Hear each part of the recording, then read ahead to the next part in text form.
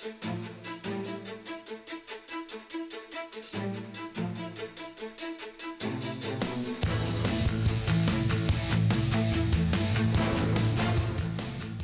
morning and welcome to Money Talks. I'm your host, Mike Lomas, filling in for Nikki Boxler. This is where money meets politics, and today we have special guests Carl Paladino and Russ Thompson in studio. Russ Thompson, head of the local Tea Party, Carl Paladino. Carl. Yeah. I don't have an agenda here today, and I didn't write down a lot of notes. You two have helped me out on my radio station, WBEN News Radio 930, quite a bit. Usually we make up the show about 3 minutes before we start. Right. I did want to talk about New York State, so if we can start out with New York State. I read an article the other day that Andrew Cuomo said nobody is leaving New York State. He's talking about raising the taxes again. And he said, hey, we raise the taxes, nobody's going to leave. They haven't left before. And I thought, what world does this clown live in? I mean, where is he? I think it was as a child that he first started having his own make-believe world. Obviously, his father picked up the wrong baby at the hospital. They brought him home. They tried to discipline him into thinking real and approaching and facing problems in the real world.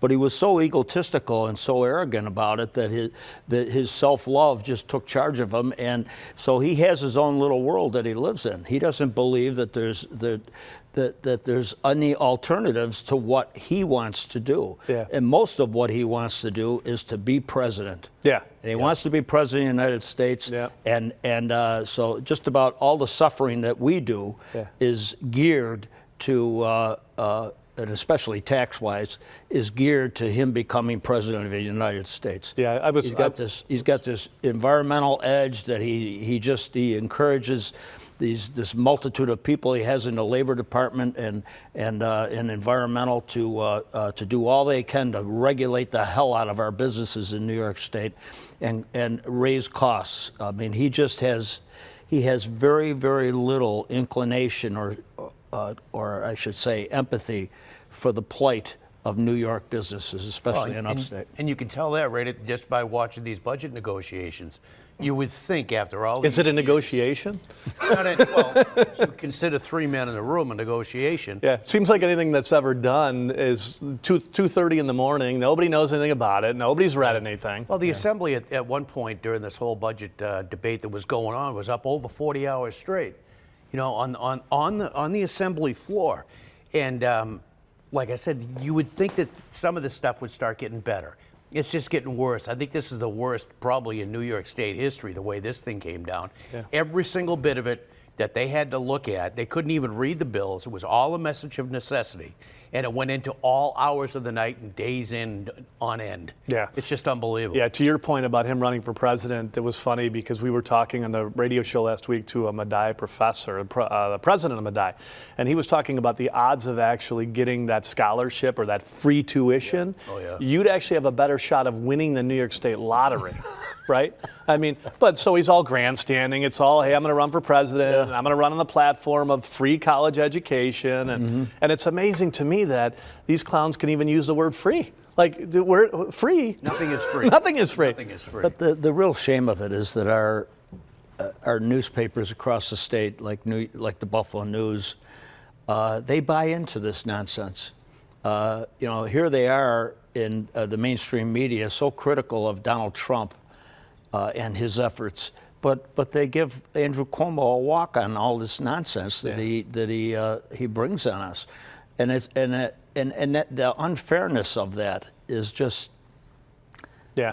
Well, I've noticed Mr. Cuomo strategically puts himself in the right spots to never answer any tough questions. Oh, yeah. Right? Oh, he's always got the Seems to be right in the right spot in the room where, if this is a tough question, I don't want to handle this. Let's just shove him out the door. You know what an essential, watching Cuomo over the years, I've noticed that he will sit in a car until somebody comes and opens the door. Yeah. If he's walking into a building, he will stop and wait till somebody opens the door for him. Right. He didn't want anybody opening the door for him. Yeah. This is a mental attitude, okay? Well, it tells you a lot about somebody's character. Illustrates a lot about his ego. Yeah. You know, and the press gets it, and a lot of people complain about his abusiveness of his people in his office, how he abuses people screaming and yelling at them and tries to, I mean, he's dictatorial, but all that's hidden from the public. Yeah. They don't get to see the bad side of Andrew Cuomo. Yeah, hold that thought. I want to talk more about SAFE Act. I guess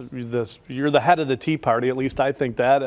I want to talk to you. You two have been fighting for repeal of the SAFE Act. Right. I want to talk more about that. I want to talk more about the money. Where does this money go to? Even I know you're on the school board, and there's a budget problem there. And I think $27,000 per student. Where's that money going to? So.